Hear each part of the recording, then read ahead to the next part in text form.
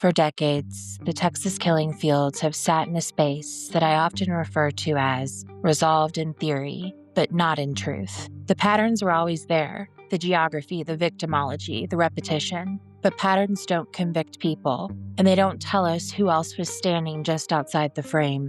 What we're seeing now isn't just a late-stage development in a cold case, in my opinion. It's exposure. Time doesn't weaken cases like this. It can apply pressure. It wears down silence, and it shifts loyalties. And eventually it forces what's been buried to the surface. The fact that a prime suspect died before facing charges doesn't close this.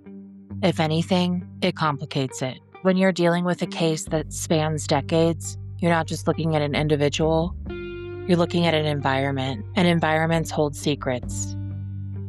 One of the biggest mistakes in public perception is the assumption that offenders like this operate in isolation. Behaviorally, that's not always accurate.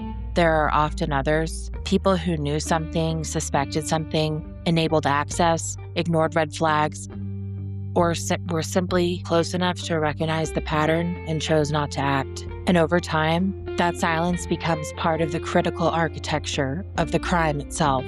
I've seen this shift before. Cases that live for years under a single narrative, only to fracture later under forensic advancement, changing relationships, or the simple reality that people don't carry secrets the same way forever. So this moment isn't just about one name finally being attached to victims. It's about the possibility the story we've been told has always been incomplete.